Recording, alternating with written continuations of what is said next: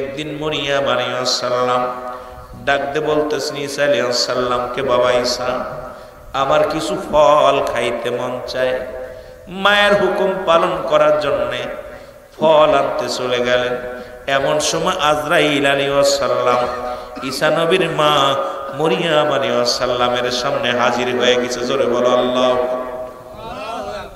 মরিয়ম আলাইহিস সালামকে সালাম দা, আসসালামু আলাইকুম মরিয়ম। মরিয়ম আলাইহিস সালাম বলে, আলাইকুম আসসালাম, তুমি কে?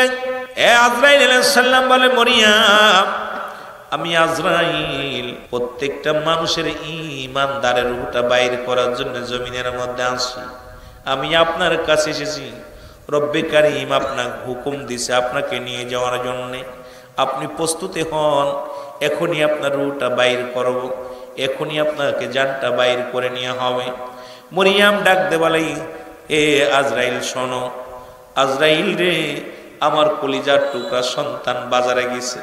কত মানুষ ঢাকা থেকে আসে বাড়ি এসে বাইক নিয়ে রাস্তায় নেমেছে, মরা লাশ হয়ে বাড়িতে ফিরেছে।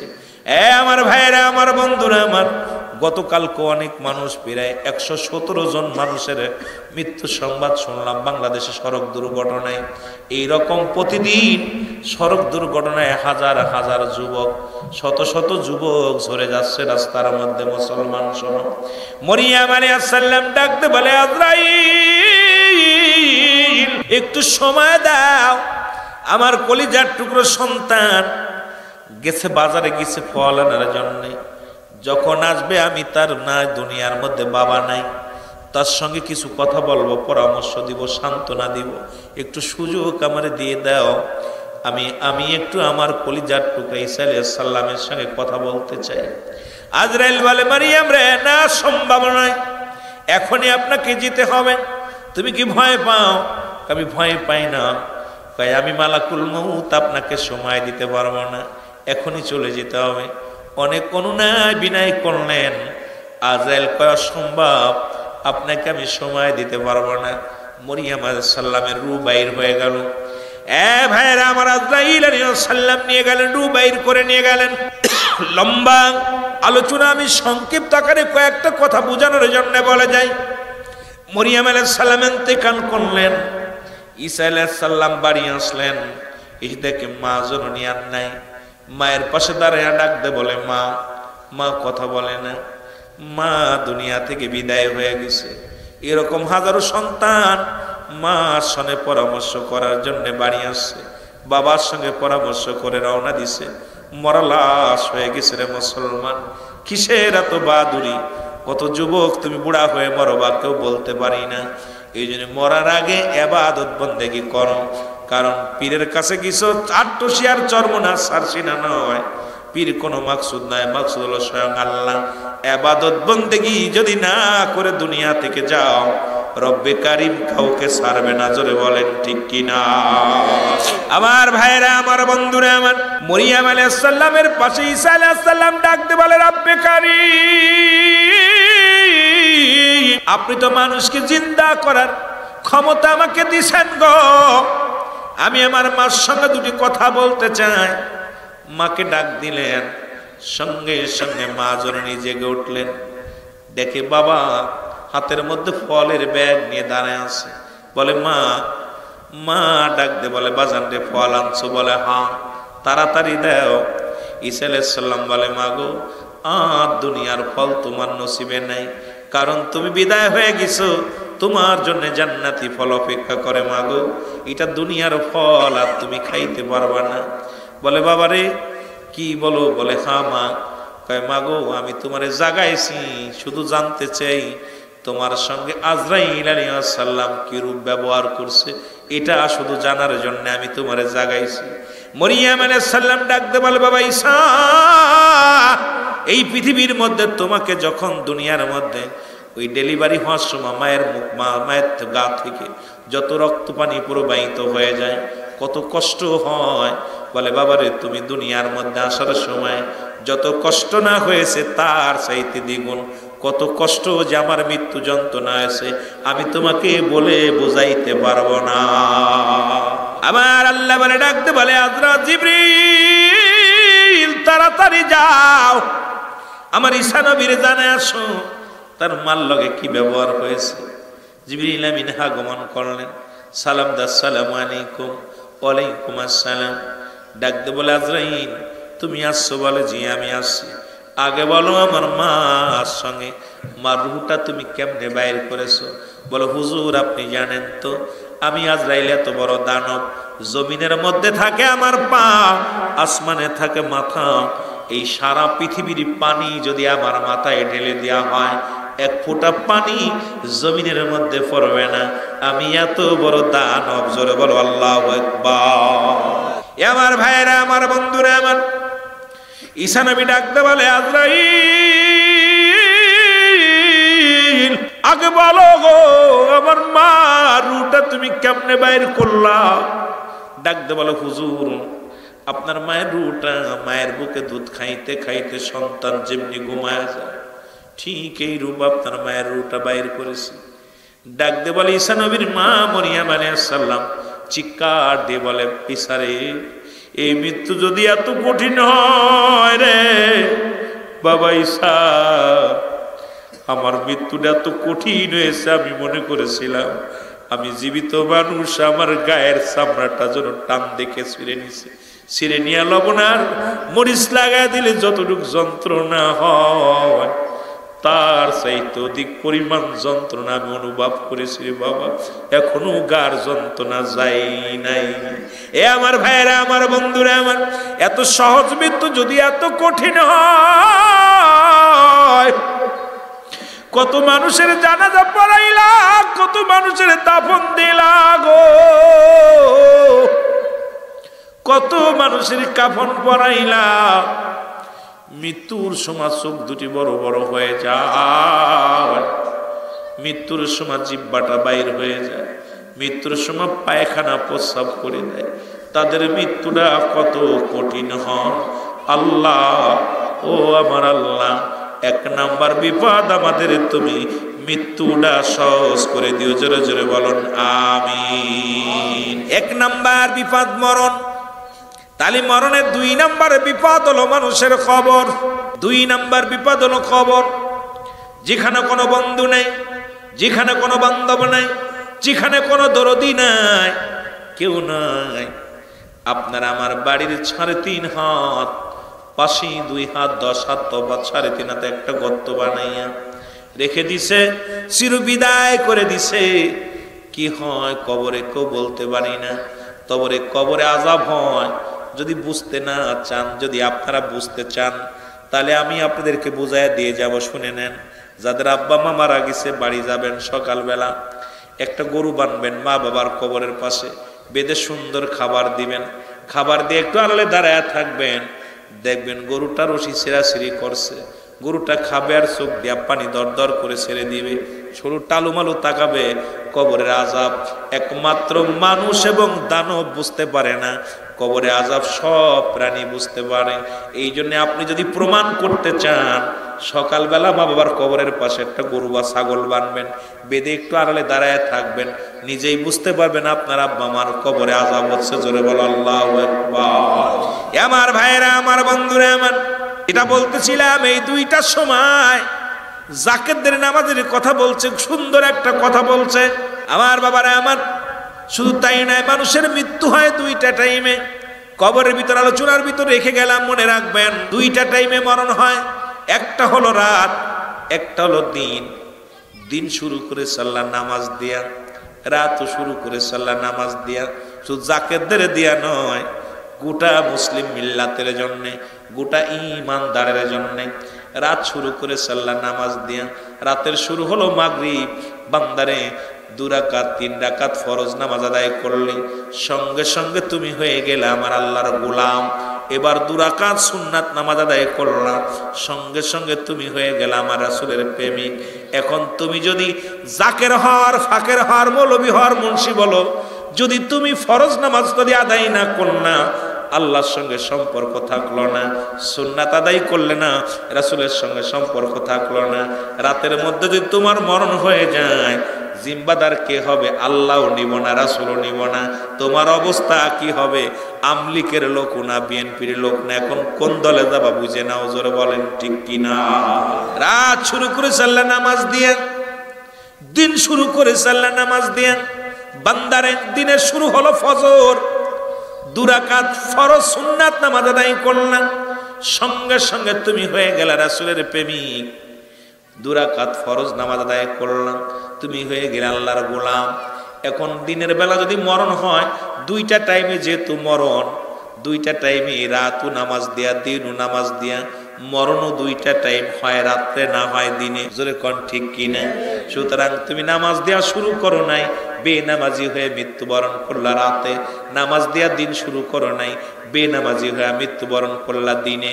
এ বান্দা শুনে নাও, রাত দিনের মধ্যে যদি তুমি মারা যাও, তুমি হয়ে গেলে রাসূলের প্রেমিক, আল্লাহর গোলাম। এখন নামাজ সুন্নাতও পড়ো নাই, ফরজও পড়ে নাই, তুমি কোন দলের লোক? এবার নিজের বিবেকটারে তুমি নিজেই বুঝায়া দাও। সালাত, নামাজ, নামাজ, নামাজ, নামাজের প্রতি গুরুত্ব যাদের নাই, নামাজ একমাত্র কাফের এবং মুসলমানদের মধ্যে পার্থক্য হলো নামাজ। মুসলমান নামাজ ধরে, কাফেররা নামাজ ছেড়ে দেয়। সে আট্টশির মুরিদ হোক আর যাই হোক, কিচ্ছু যায় আসে না। আর আট্টশির হুজুর নিজেই বলছে, বাবা যারা বেনামাজি তারা আমার মুরিদ না। সুতরাং যারা বেনামাজি আট্টশির দরবারে মুরিদ তারা হতে পারে না। এই জোরে বলেন ঠিক কিনা? আমার ভাইয়েরা, আমার নামাজ, রাসূল বললেন নামাজের প্রতি গুরুত্বর কথা শুনেন। রাসূল বললেন, সাহাবীরা রে, আমি তোমাদের এমন একটা আমল শিক্ষা দিব গো, যে আমলটা করলে আমি নবীর সঙ্গে জান্নাতে যেতে পারবেন।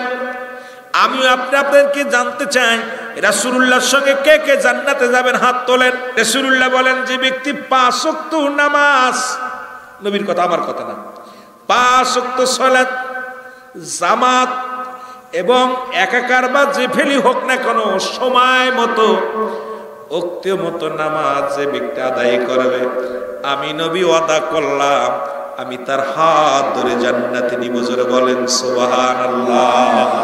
আব্দুল্লাহ আনসারী নামে একজন গরিব সাহাবী, সবচেয়ে গরিব। আব্দুল্লাহ আনসারী বাড়ি গেলেন, বিবি ডাক দে বলে, স্বামীরে আপনার এত দেরি হলো কেন আজকে নামাজ আদায় করে আসতে?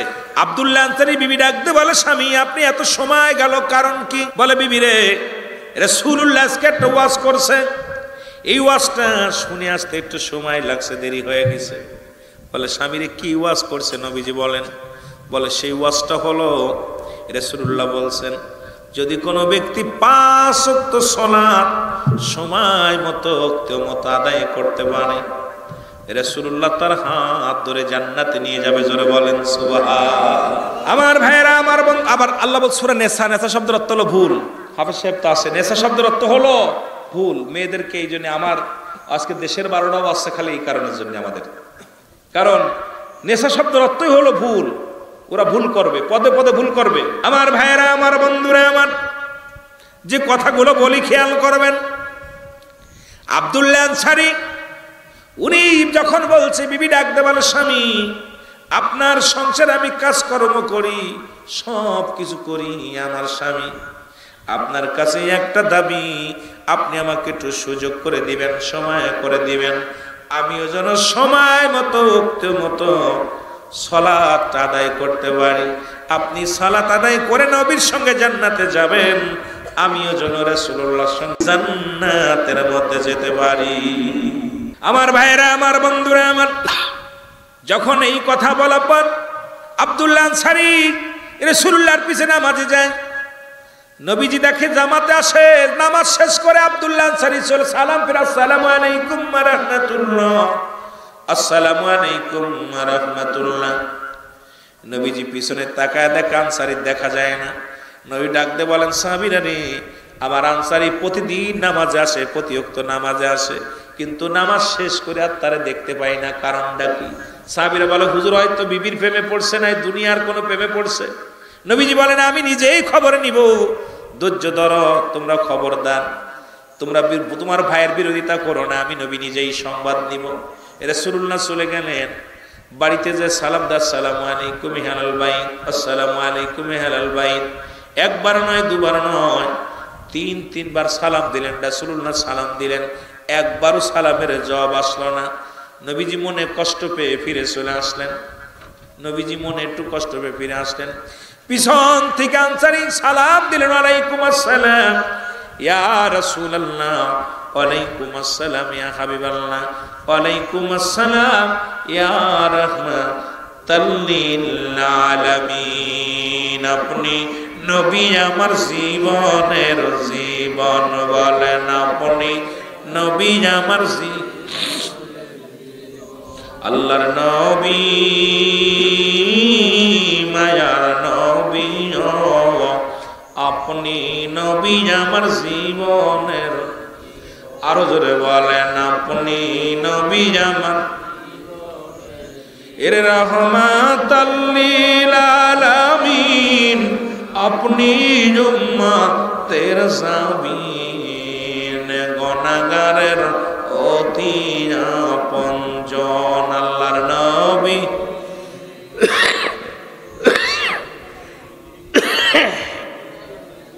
আপনি নবী আমার জীবনের জীবন, বলেন আপনি। আপনাকে যে পাইল জাহান্নামের আগুন তার হারাম হইল, দয়া করে নবী দেন গো দেখা দেন। আল্লাহর নবী, মায়ার নবী গো, আপনি নবী আমার। এ দুনিয়ার মুসলমান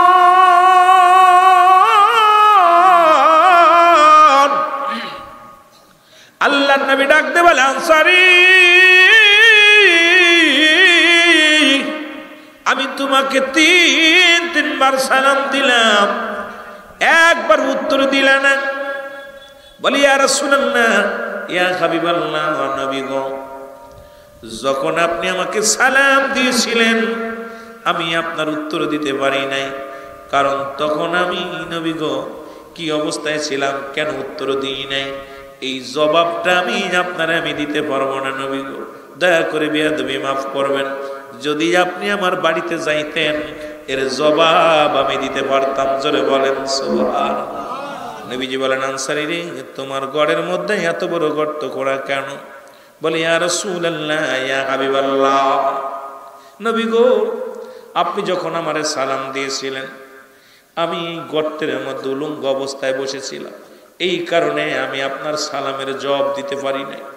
রাসূলুল্লাহ বলেন, কি বলতে চাও?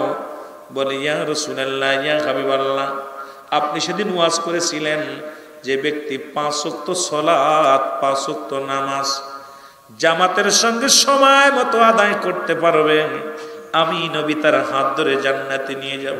এই ওয়াজটা আমি বাড়িয়েছি আমার বিবিরে শোনাই।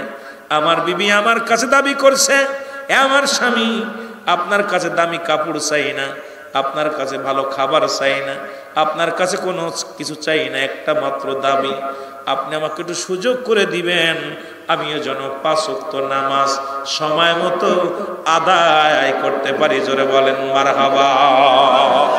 আমার নবী বলেন, আনসারী রে, কি বলতে চাও বলো? বলি ইয়া রাসূলুল্লাহ, ইয়া হাবিবাল্লাহ, আমি এমন গরিব মানুষ, আমাদের এক টুকরা কাপড় মাত্র, যখন আজান হয়ে যায়, মসজিদে আজান হয়ে যায়, ইয়া রাসূলুল্লাহ, ইয়া হাবিবাল্লাহ, আমার বিবি উলঙ্গ অবস্থায় বসে থাকে এই গর্তের মধ্যে, আপনার পিছে সালাত আদায় করতে যায়, জামাতে নামাজ আদায় করতে যায়। এ যুবক, একটু দিলের কান্না লাগা শোন রে, এই যে রমজান মাস চলে গেল, জামাতে তো যাই নাই, নামাজও ঠিক মতো পড়ি নাই, নবীর সাহাবীরা এক কাপড়ে জামাত ছাড়ে নাই, নামাজটা আদায় করে আর রাসূলুল্লাহ, ইয়া হাবিবাল্লাহ, যখন আজান পড়ে যায় মসজিদের মধ্যে, আমি দৌড়ায় আসলে যাই, কাপড়টা পরে ওযু করে আপনার পিছে নামাজ আদায় করি, ইয়া রাসূলুল্লাহ, ইয়া হাবিবাল্লাহ, সালাত আদায় করে বাড়ি চলে আসে দৌড় দিয়া, এসে গর্তের মধ্যে ঢুকে যায়, আমি কাপড়টা খুলে আবার আমার বিবির হাতে দিই, আমার বিবি কাপড়টা পরে নামাজ দাঁড়াইছিল।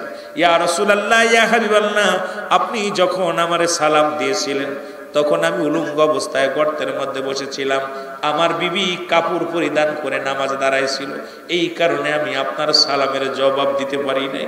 ইয়া রাসূলুল্লাহ, আমার বেয়াদবি মাফ করবেন। আমার নবীর চোখের পানিগুলো ছেড়ে দিয়ে বলে, আনসারী রে,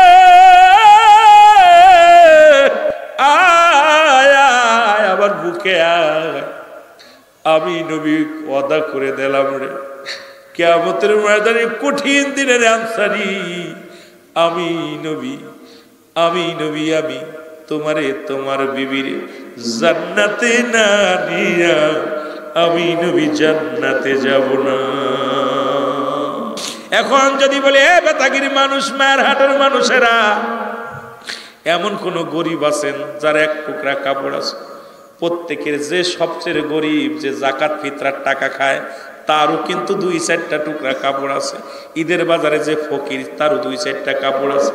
এরপরও যদি নামাজে না যায়, সে সরমুনার মুরিদ হোক, আটকশির মুরিদ হোক, জামাত ইসলামের আমির হোক, তাবলীগ হোক, এটা রব্বে কারিম দেখবে না, রব্বে কারিম দেখবে আপনার আমল নামা। সুতরাং আমি আপনাদেরকে অনুরোধ করব, যারা নামাজ আদায় করেন না, কোনো দরবারে যাওয়ার দরকার নাই, কারণ যার সঙ্গে নামাজের সম্পর্ক নাই, তার সঙ্গে কোনো ইসলামের কোনো সম্পর্ক তার সাথে নাই। সুতরাং তার সঙ্গে আমাদেরও কোনো সম্পর্ক নাই।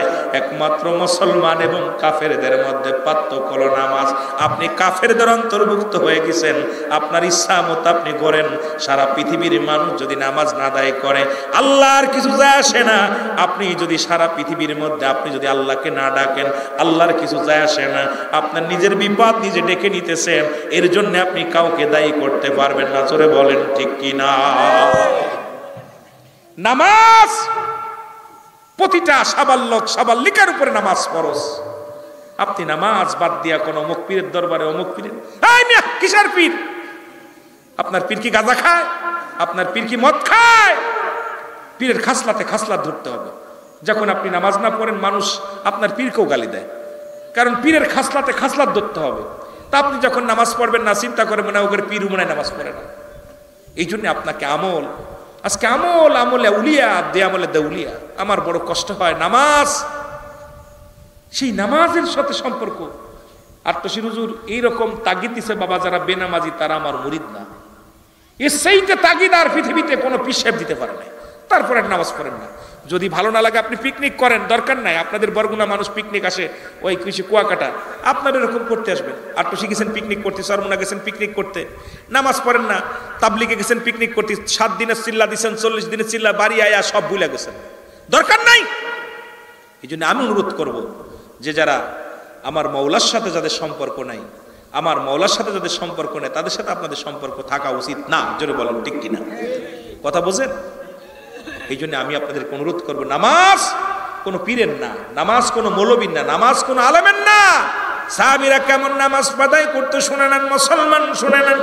আর রাসূল নামাজের জন্য, জামাতের জন্য কত গুরুত্ব দিছে গো।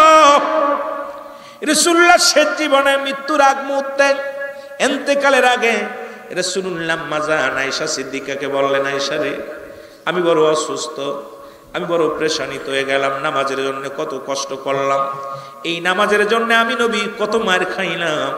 রাসূলুল্লাহ নামাজের জন্য, রাসূল যখন নামাজের মধ্যে দাঁড়াইতেন, আপনারা শুনলে কষ্ট পাবেন। ইহুদি কাফের বেঈমানেরা উটের নাড়ি বুড়িগুলো রাসূলুল্লাহ যখন সিজদার মধ্যে যাইতো, রুকুর মধ্যে যাইতো, কাফের বেঈমানেরা পচা উটের নাড়ি বুলার পিঠের পরে রাখতো, যাতে উঁচু হয়ে তার রুকু থেকে সিজদায় না দ্বারা রুকু না দিতে পারে, সিজদায় না যেতে পারে। কত কষ্ট রাসূলুল্লাহকে দিয়েছে এই নামাজের জন্য। রাসূল মুসলমান দুনিয়ার মধ্যে যত মেহনত করেছে, এত মেহনত কোন নবী করেন নাই। আপনার আমার নবী যদি নামাজের জন্য এত মেহনত করতে পারে, আপনি কেন পারবেন না? রাসূলুল্লাহ বলেন, আয়েশা রে, নামাজ যখন সময় হয়ে যাবে, আসরের নামাজ বা জোহরের নামাজ, এই নামাজের ইমামতি আমি দেখতে চাই, যদি আমি ইন্তেকালের আগে দেখতে পারতাম আমার উম্মতিরা জামাতের সঙ্গে সালাত আদায় করে। জোরে বলেন মারহাবা। রাসূলুল্লাহ ইন্তেকালের আগে বড় আশা করতেছে আম্মাজান আয়েশাকে, আয়েশা রে, আমার প্রাণটা ঠান্ডা হয়ে যেত, শীতল হতো, শান্তি পেতাম, যদি আমার চোখ দিয়ে দেখতে পাইতাম আমার উম্মতিরা দলে দলে জামাতের সঙ্গে নামাজ আদায় করতেছে। দেখেন না কত ভালোবাসা উম্মতের, নামাজের প্রতি কত গুরুত্ব। রাসূলুল্লাহ মাঝে মাঝে হুঁশ হয়, মাঝে মাঝে আবার বেহুশ হয়ে যায়। হুজুর হুকুম দিয়ে রাখছেন। হঠাৎ করে নবীজি আম্মা জান আয়েশা সিদ্দিকার বলে, আয়েশা রে, ও আয়েশা দেখো নামাজ, মসজিদে নামাজ হয় কিনা। আম্মা জান আয়েশা দেখে, আম্মা জান আয়েশার বাবা হযরত আবু বকর সিদ্দিক রাদিয়াল্লাহু তাআলা ইমামতি শুরু করছে। মুসল্লিরা, নবীজির সাহাবীরা জামাতের সঙ্গে নামাজ আদায় করে। রাসূলুল্লাহ বলেন, আয়েশা রে আমার মাথাটা উঁচু করে ধরো। রাসূলুল্লাহর মাথাটা উঁচু করে ধরলেন। নবীজি বললেন, আম্মা জান আয়েশাকে, আয়েশা রে জানালাটা খুলে দাও, আমি জানালার কাপড়টা সরাইয়া দাও। জানালার কাপড়টা আম্মা জান আয়েশা সিদ্দিকা সরাইয়া দিলেন। রাসূলুল্লাহ মসজিদের দিকে তাকাইয়া অজার জোরে কাঁদতে লাগলেন। ছোট বালক যেমন কান্দে, রাসূলুল্লাহ ঠিক ওই রকম হাওমা করে কেঁদে দিলেন। চোখের পানিগুলো পড়তে লাগলেন। আম্মা জান আয়েশা সিদ্দিকা মনে করছে আব্বা জান, আমার আব্বা জান ইমামতি করে। একেতে আম্মা জান আয়েশার আর বুঝতে বাকি নাই, যেহেতু ইমাম পরিবর্তন হয়েছে, রাসূল আর দুনিয়ার মধ্যে বেশি দিন থাকবে না, নবীজি বিদায় নিয়ে নেবে। যেহেতু এই রাসূল বেঁচে থাকতে ইমাম পরিবর্তন, সুতরাং আর পৃথিবীর মধ্যে রাসূলুল্লাহ হয়তো দুনিয়ার মধ্যে বেশি দিন থাকবে না। এরপরে রাসূল যেহেতু কাঁদছে, হয়তো রাসূল মানতে পারে না সে জিন্দা থাকতে আমার আব্বা জান ইমামতি করতেছেন, এটা বুঝি রাসূলুল্লাহ মানতে পারে নাই, এই জন্য মনে হয় কাঁদছে। অনেক কিছু মনের ভিতরে ভাবনা ভাবছে। এমন সময় আমার আম্মা জান আয়েশা সিদ্দিকা ডাক দে বলে, রাসূল, ইয়া রাসূলুল্লাহ, ইয়া হাবিবাল্লাহ, আপনি কেন কাঁদছেন? আপনি তো দেখছেন নামাজ আদায় করছে, আপনি কেন কাঁদছেন? আম্মা জান আয়েশাকে ডাক দে বলে, আয়েশা রে শুনে রাখো, এই নামাজের জন্য আমি কত কষ্ট করলাম, জামাতের জন্য আমি কত কষ্ট করলাম।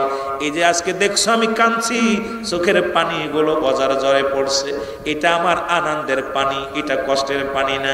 আমি নবী নামাজের জন্য যত কষ্ট করলাম, আজকে আমি নবী দু চোখ ভরে শরীয়তের চোখ ধরে দেখতে পাইলাম আমার উম্মতিরা কত সুন্দরভাবে নামাজে জামাতের সঙ্গে আদায় করছে। জোরে বলেন সুবহানাল্লাহ। রাসূলুল্লাহ আনন্দের চোখের পানি ছেড়ে দিচ্ছে। আয়েশা, আমি আজকে সবচেয়ে বেশি খুশি হয়েছি যে আমি যাবার আগে আমার দু চোখ ভরে দেখে গেলাম আমার উম্মতিরা নামাজ পড়তেছে জামাতের সঙ্গে। আজও আমার নবী, যদি আমরা বলি হায়াতুন নবী, এ নবী ও নবী, শুরু করছে অথচ নামাজ পড়ি। জোরে বলেন খুশি হয় না বেজার হয়?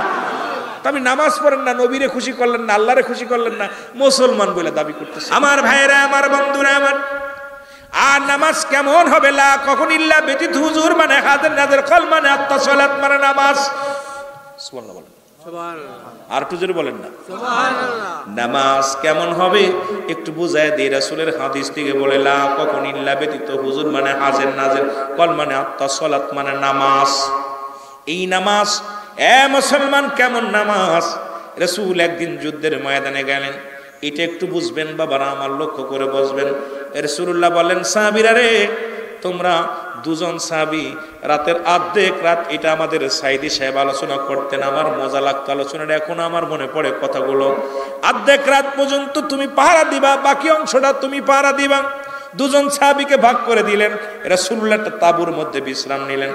রাত যখন অর্ধেক হয়ে গেল, এক সাহাবী ডিউটি শেষ, আর এক সাহাবী ডিউটির মধ্যে গেছেন। এমন সময় চিন্তা করে, আরে রাত তো 12টা বেজে গেল, শুধু শুধু রাত জেগে লাভ কি? আমি নামাজের মধ্যে কাটায় দিব, কত মজা নামাজের মধ্যে কাটায় দিব। নামাজে দাঁড়ায় গেছে, সূরা কেরাত পড়ে এমন ভাবে নামাজ আদায় করতেছেন। শত্রুপক্ষ চিন্তা করছে, নিশ্চিত মনে হয় শত্রুপক্ষ চিন্তা করছে এটা গাছ না মানুষ, এটা দূর থেকে এটা তীর মারছে, তীরটা উরতের ভিতরে ঢুকে গেছে, ঢুকে আয় পার হয়ে তীর হয়ে ঢুকে গেছে, বিধ হয়ে গেছে। এমন সময় আর একটা তীর যখন মারছে, তীরটা বুক বরাবর আসছে। নবীর সাহাবী চিন্তা করছে, তীরটা আসিয়া যদি বুকের মধ্যে লাগে মারা যাব, আর মারা গেলে শত্রুপক্ষ সুযোগ পেয়ে যাবে, রাসূলুল্লাহকে আক্রমণ করবে। নামাজটা সঙ্গে সঙ্গে ছেড়ে দিচ্ছে, শত্রুপক্ষ পালায়া গেছে। এবার নবীজি ঘুম ভাঙছে, সাহাবী একটু চিৎকার মারে নাই, ও অবস্থায় বসে আছে। যখন নবীজির ঘুম ভাঙলেন, উঠে দেখে সাহাবী দাঁড়ায় আছে, সাহাবীর রক্ত ঝরতে সুরত দিয়া। নবীজি বললেন, সাহাবীর ঘটনাটা কি? বলে, ইয়া রাসূলুল্লাহ, ইয়া হাবিবাল্লাহ, ইয়া রাসূলুল্লাহ, ইয়া হাবিবাল্লাহ। তীর লাগছে, নবীজি দেখতে লাগলেন। বলে, কেমন করে লাগলো? বলে, ইয়া রাসূলুল্লাহ, ইয়া হাবিবাল্লাহ, আপনি ভিতরে বিশ্রাম নিতেছিলেন, আমরা ডিউটি করতেছিলাম, জাগিয়া পাহারা দিতেছিলাম। এত মজা লাগছে যে শুধু শুধু জেগে লাভ কি, আল্লাহর নৈকট্য হাসিলের জন্য নফল ইবাদতের মধ্যে ঢুকে গেছিলাম। ইয়া রাসূলুল্লাহ, নামাজে দাঁড়ায় এত মজা পাচ্ছিলাম, নামাজ শুধু মন চাইছিল কিরাত পড়ি, সূরা পড়ি। ইয়া রাসূলুল্লাহ, ইয়া হাবিবাল্লাহ, এই কারণে যখন নামাজের মধ্যে দাঁড়ায় আছিলাম শত্রুপক্ষ তীর মারছি। ইয়া রাসূলুল্লাহ, ইয়া হাবিবাল্লাহ, আর একটা যে আমার নবীজি বলে, কেন তুমি নামাজে দাঁড়াইলা আর কেন ছেড়ে দিলে না? বলে, ইয়া রাসূলুল্লাহ, ইয়া হাবিবাল্লাহ, আল্লাহর কসম করে বলতেছি, নামাজে এত মজা পাইছিলাম, নামাজে এত তৃপ্তি পেয়েছিলাম, যদি আপনি তাঁবুর মধ্যে না থাকতেন, শত্রুপক্ষ হানা দিবে, আক্রমণ করবে, এই আশঙ্কা যদি না থাকতো, আমার জীবনটা যদি চলে যেত, নামাজ আমি ছাড়তাম না, কারণ নামাজ আমি মজা পেয়েছি। জোরে বলেন মারহাবা। যদি আপনি যত্নবান না হন, নামাজের প্রতি যদি আপনাদের গুরুত্ব না থাকে, আপনি মুসলমান বলে দাবি করতে পারেন না। আমি আবারও বলি, এক ওয়াক্ত নামাজ কাজা দিলে, এক ওয়াক্ত নামাজ কাজা দিলে 80 খুতবা পরিমাণ জাহান্নাম, যার 1 খুতবা পরিমাণ হলো 2,88,00,000 বছর। যুবক ভাইরা যারা আছেন, এবার ক্যালকুলেটর ধরেন, জীবনে কত নামাজ ছেড়ে দিয়েছেন। আরে নামাজ তো কাজা আদায়, কি আদায় করবেন, কি আদায় করবেন? এক ওয়াক্ত নামাজ কাজা গেলে যদি 80 খুতবা পরিমাণ জাহান্নাম হয়, 1 খুতবা পরিমাণ হলো 2,88,00,000 বছর। 2,88,00,000। আপনার জীবন তো জাহান্নামে সব চলে যাবে। কয়দিন? যুবকরা, কত নামাজ ছেড়ে দিছ, কত নামাজ ছাড়ছো?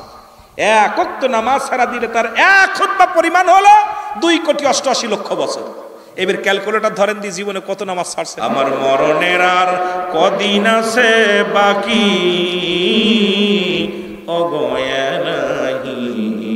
মরণের আর, আরো জোরে বলেন, মরণের কদিন আছে বাকি,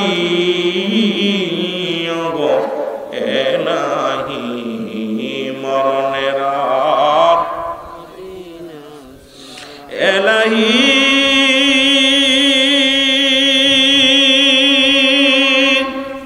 সুন্দর একটা দেহ দিলা, আমল না করিয়া বিদায় নিলাম, অন্ধকারে হবে কি গতি, আমার কঠিন দিনে হবে কি গতি, এলাহি মরণের আর কদিন আছে বাকি। বলেন, মরণের সুন্দর একটা জীবন দিলা, ধন সম্পদের মালিক বানাইলা, সব পাইয়া ভুইলা গেলাম আমি, আমার কঠিন দিনে কি হবে গতি, এলাহি। আমার রব্বে কারিম সব কিছু দান করছে আপনার এ বান্দা। এ বান্দা দুনিয়ার মধ্যে রব্বুল আলামিন আসমান যেমনি বানাইছে এমনি তোরে বানাই না।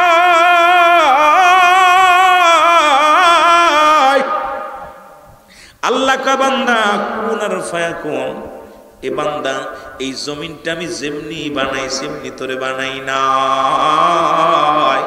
ও বান্দা, আসমানটারে যেমনি বানাইলাম এমনি তোরে বানাই নাই, এই ফেরেশতারে যেমনি বানাইছি এমনি তোরে বানাই নাই। বান্দার কত দাম, বান্দার কত দাম, আপনাদের কত দাম।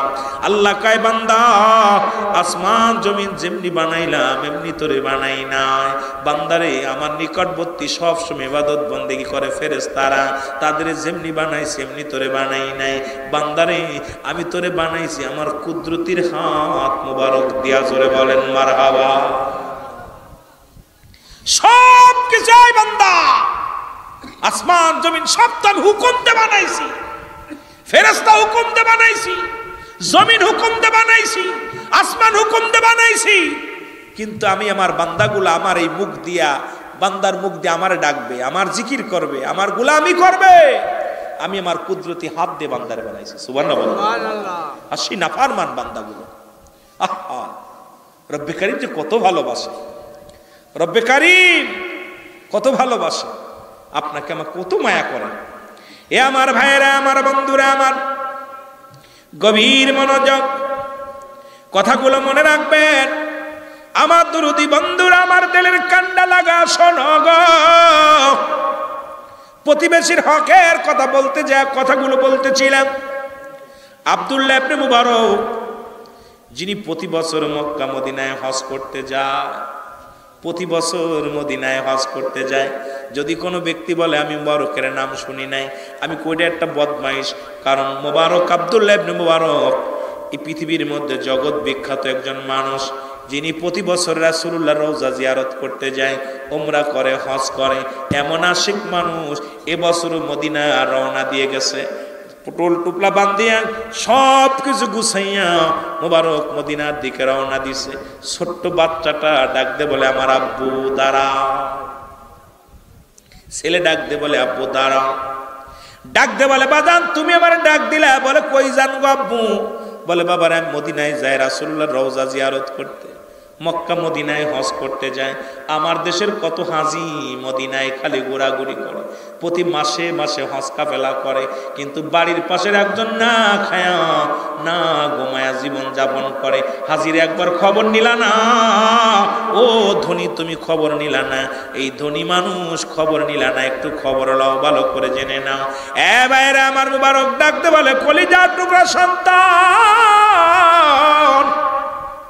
এ আমার বাবা তুমি পিছন থেকে আমারে ডাক দিলা। বলে বাবা গো আমার কলিজ পরানে গোস্ত খাইতে পরানে চায়। কি খাইতে মন চায়? কথা কর না, গোস্ত। মুবারক ডাকতে বলে বাবারা আমি তো যাচ্ছি মদিনায়, এখন গোস্ত পরানে চাই। হ্যাঁ বাবা আমার গোস্ত পরানে চাই, একটু গোস্ত আমার এনে দাও। মুবারক ডাকতে বলে বাবারে কারোর খাতি দেখছো নি? বলে হ্যাঁ আমি আসতেছিলাম মক্তব থেকে পড়ালেখা করে, দেখি আসার পথে দেখি এক বাড়ির মধ্যে ওই পাশের বাড়ি আঙ্কেলের বাড়ি গরুর গোস্ত রান্না করতেছে, এত সুন্দর ঘিরান, এই ঘিরান আমি সহ্য করতে পারি নাই বাবা। ওনাদের বাড়ি গিয়েছিলাম, গোস্ত রান্না করতেছে, এখন গোস্ত খাইতে হবে, আমার একটু গোস্ত এনে দিতে হবে। মুবারক বলে বাবারে গোস্ত পরানে চাইতে স্যার, ওই বাড়িতে গেলা গোস্ত দিল না, দাঁড়াও। উনি চলে গেলেন, চলে যায় বাড়িতে, চলে গেলেন ওই বাড়িতে, সালাম দিন আসসালামু আলাইকুম ইয়া হালাল বাইত। ওয়ালাইকুম আসসালাম। আব্দুল্লাহ ইবনে মুবারককে দেখে অত্যন্ত খুশি হয়েছে বাড়িওয়ালা। বলে ভাই আপনি আমার বাড়িতে আসছেন? বলে হ্যাঁ। বলে আসছেন? কয় শোনেন আপনার বাড়ি থেকে গোস্ত আনছেন? বলে হ্যাঁ। বলে আপনি গোস্ত রান্না করছেন? বলে হ্যাঁ। আমার আপনার বাড়ি থেকে আমার ছেলে আসছিল? বলে হ্যাঁ। আমার ছেলে কি গোস্ত চাইছে? বলে হ্যাঁ। আপনি দেন নাই? বলেন না। কেন দেন নাই? আপনি কোরআন শরীফ পড়েন নাই? প্রতিবেশীর হক হিসেবে আল্লাহ তাআলা ব্যবহার করছে। আপনি কেমন মানুষ গো? আপনি যে গোস্ত রান্না করলেন, আমার সন্তান চাইলো, তারপরে আপনি তারা দিলেন না। কেমন মুসলমান, কেমন মুমিন? বলে কেন দিই নাই? এই কেনর জবাব আমি কেমনে দিব রে আব্দুল্লাহ ইবনে মুবারক, এই জবাব আমি তোমারে কেমনে দিব? বলে কেন তুমি আমার সন্তানের গোস্ত দিলা না? ছেলে তো চাইছে, তারপরে দিলা না? বলে হ্যাঁ দিই নাই। বলে আব্দুল্লাহ ইবনে মুবারক শোনো, কেন আমি দিই নাই, কেন আমি গোস্ত দিই নাই? আমার ছোট ছোট মাসুম বাচ্চাগুলো অনাহারে আছে, খোদার যন্ত্রণা। এ আমার ভাইয়েরা, আমার বন্ধুরা, আমার ছোট্ট মাসুম বাচ্চা আমার ঘরের মধ্যে আছে, একটা সপ্তাহ কোনো খানা নাই রে। সন্তানেরা ক্ষুধার যন্ত্রণায় কান্দে। আব্বু প্রতিদিনের ন্যায় আমি ব্যাগ নিয়ে বাইর হয়ে যাই, শহরে কাজের জন্য যাই, কোনো মানুষ আমারে কাজ দেয় না। আমি দাড়িওয়ালা, টুপিওয়ালা, বুড়া মানুষ বলে আমার কেউ কাজে নেয় না। যারা ইহুদিরা কাজে নেয় না, আমি কাজ পারবো না বলে কেউ আমারে কাজ দেয় না। সন্তানের খাবার খাওয়াইতে পারি না। অনেক বুড়া মানুষ দেখবেন ভ্যান চালায়, রিক্সা চালায়, সন্তান জিগাইবেন কয় ভাই ছেলে আছে খাবার দেয় না, মেয়ে আছে খাবার দেয় না। অসহায় মানুষটার ব্যানে না চড়িয়ে যদি পারেন 50 টাকা হাতের ভিতরে দিবেন, 100 টাকা হাতের ভিতরে দিবেন, দেখবেন সারা জীবন আপনার জন্য দোয়া করবে। এখন আরো বুড়া মানুষটা ধরে আমরা পিটায়, অনেক যুবক আছি, আরো গাড়িতে উঠে কয় চাচা জোরে চালাও। চাচা কয় পারি না, কয় পারো না তাইছো কেন? টাকাও দিতে চায় না। আরে অসহায় রে, এমন একটা দিন যেদিন অসহায়ের মধ্যে তুমিও আমিও পড়বো, সেদিন বুঝবা জ্বালাটা। জোরে বলেন ঠিক কিনা? আব্দুল্লাহ ইবনে মুবারক, শোনো, আমি বুড়া মানুষ আর আমার দাড়ি মাড়ি টুপি ফুপি আছে, আমার একটু কাজ দেয় না, সন্তানাদি না খেয়ে আছে, গরিব মানুষ, কেউ তো আমার কাজ দেয় না, সন্তানদের খাবারও খাওয়াইতে পারি না, বাচ্চারা বাড়ি গেলে খাবার চায়, সন্তানরা দৌড়ে এসে আমার আব্বু কি খাবার নিয়ে এসে কিচ্ছু নিতে পারি না, একটা সপ্তাহ গেল ঘরের মধ্যে কোনো খাবার নাই রে। আজকে যখন আমি বাজারের দিকে আসতেছিলাম কাজের সন্ধানে, ছোট ছেলেটা ডাক দে বলে, আব্বু আর মনে হয় বাঁচবো না, মারা যাবো গো বাবা, ক্ষুধার যন্ত্রণা সহ্য করতে পারি না বাবা, আজ যদি আমাদের জন্য খাবার না আনো গো বাবা, আমাদের মন বলে আর মনে হয় রাত কাটবে না বাবা গো, আর ক্ষুধার যন্ত্রণা সহ্য করতে পারি না, একটু খাবার আমাদের জন্য, একটু খাবার আনো। এ ভাই মুবারক, আমি কাজের সন্ধানে বাইরে গেলাম শহরের মধ্যে, কেউ আমার কাজ দেয় না, প্রতিদিনের ন্যায় শূন্য ব্যাগ খানা নিয়ে বাড়ির দিকে ফিরতেছিলাম, আর ওই সন্তানের কান্না ভিতরে আমারে কুড়ায় কুড়ায় খাইতেছিল। এ বাবারা আমার, এই সন্তানের কান্না ভেসে আসতেছিল আমার হৃদয়ের মধ্যে, বারবার ভেসে আসা, আব্বু আর সহ্য করতে পারি না গো আব্বু, খানার যদি ব্যবস্থা না করতে পারো, না খেয়ে মারা যাবো গো আব্বু। এই কান্নার আওয়াজ আসতেছিল। এ ভাই আব্দুল্লাহ ইবনে মুবারক, আমি যখন আসতেছিলাম চোখের পানিগুলো দরদর করে জমিনের মধ্যে পড়তেছিল, হঠাৎ দেখি একটা গরু মরে পড়ে আছে, আর এই মরা গরুটা কুকুর শিয়ালে ভাগ করে খায়। আমি কুকুর শিয়ালগুলো খেদায়া ওই গোস্ত, মরা গরুর গোস্ত কেটে আনছি, এনে আমার সন্তানদের রান্না করে দিছি। আমার সন্তানের একটা সপ্তাহ না খেয়ে আছে, এই মরা গরুর গোস্ত খায়া জীবন যাপন করছে। এ ভাই মুবারক, আপনি ধনী মানুষ, এই কারণে আপনার ছেলেরা আমি গোস্ত দিই না, আমি তো মরা গরুর গোস্ত কেটে এনে আমার সন্তানদের খাওয়াইছি, এই জন্যে আমি আপনার সন্তানের খাওয়াইতে দিতে পারি নাই। আব্দুল্লাহ মুবারক ডাকতে বলে, ভাই আপনি আমারে ক্ষমা করবেন, দাঁড়ান, আমি একটু আপনার কাছে দয়া ভিক্ষাছে, একটু আমি বাড়িতে যাব। বাড়ি যা বিবিরে ডাকতে কয়, বিবিরে আমি মদিনায় হজ করতে যাব না, যে টাকা আছে টাকাগুলো দাও, আমার চাউল দাও, ডাউল দাও, আমি এ বছরে মদিনায় যাব না। আমার বাড়ির পাশের একজন একটা সপ্তাহ না খেয়ে আছে, ক্ষুধার যন্ত্রণায় আছে, আর আমি মুবারক মদিনায় যা ঘোরাঘুরি করি, এ বছর আমি মদিনায় যাব না। বাড়িতে যাইয়া সব মালামাল নিয়ে চাউল ডাউল এনে বলে, ভাই এই নেন, আপনার সন্তানদের রান্না করে খাওয়ান, আর আমার আপনি মাফ করে দিবেন, আমি আপনার খবর নিতে পারি নাই, এই জন্য আমি আপনার কাছে ক্ষমা চাই। আপনি আমার প্রতিবেশী, না খেয়ে আছেন একটা সপ্তাহ, আমি জানতে পারি নাই, আপনার কাছে ক্ষমা চাই। উনি দিলেন, চাউল ডাউল দিয়া চলে গেলেন।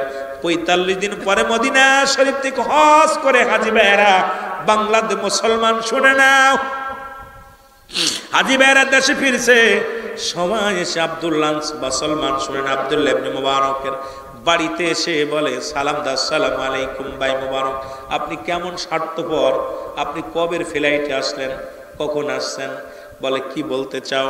কই, ভাই আমি তো এবছর মদিনায় যাই নাই, হজ করতে যাই নাই। বলে, মুবারক তুমি হাজি মানুষ, মিথ্যা বলবা না, একই তাবুর মধ্যে তওয়াফ করলাম, একই তাবুর মধ্যে ঘুমাইলাম, একই জায়গা থাকলাম, আজকে 45টা দিন এক জায়গা থাকলাম, আর তুমি হাজি মানুষ হয়ে বলো আমি মদিনায় যাই নাই। বলে, আল্লাহর কসম করে বলি আমি মদিনায় যাই নাই। কয়, মিথ্যা বলেন কেন? একই জায়গা ঘুমাইলাম, একই জায়গা খাইলাম, দৌড়াদৌড়ি করলাম, আপনি মিথ্যা বলেন কেন? গভীর রাত্রে রব্বে কারিম স্বপ্নের মধ্যে দেখায় দেয়, মুবারক রে, ও মুবারক শুনে রাখো, তোমার দানটা আমি এমন ভাবে কবুল করেছি, এই বছরে যত হাজি ভাইয়েরা মদিনায় আসছে, যত মক্কা মদিনা আসছে, সকল হাজির হজ আমি রব্বে কারিম তোমার দানের ওসিলায় সব হাজির হজ আমি রব্বে কারিম কবুল করে নিছি। এ মুবারক, তোমার সাজাইয়া গোটা তোমার মহল্লা থেকে যত হাজি গিয়েছিল সবার মাঝে নামাজ পড়াইছি, সবার মাঝে ঘোরাঘুরি করাইছি, সবার মাঝে রাসূলুল্লাহর রওজা জিয়ারত করাইছি। সুতরাং মোবারক রে, তোমাকে সবাই দেখছে, তুমি কাউকে দেখতে পারো না, তোমাকে সবাই দেখে দেখে তোমার প্রতি মহব্বত বাড়ছে রে মোবারক। আমার বাবারা, আমার আজকে আমার দেশের অনেক টাকাওয়ালা বাড়িওয়ালারা, অনেক গাড়িওয়ালারা এইরকম মনে করে আল্লাহরে বুঝি কিনে নেওয়া যাবে, এত সহজ না বাবা। আমার দেশের অত অনেক অসহায় মানুষ আছে, তাদের সহযোগিতা করার দরকার আছে কি না?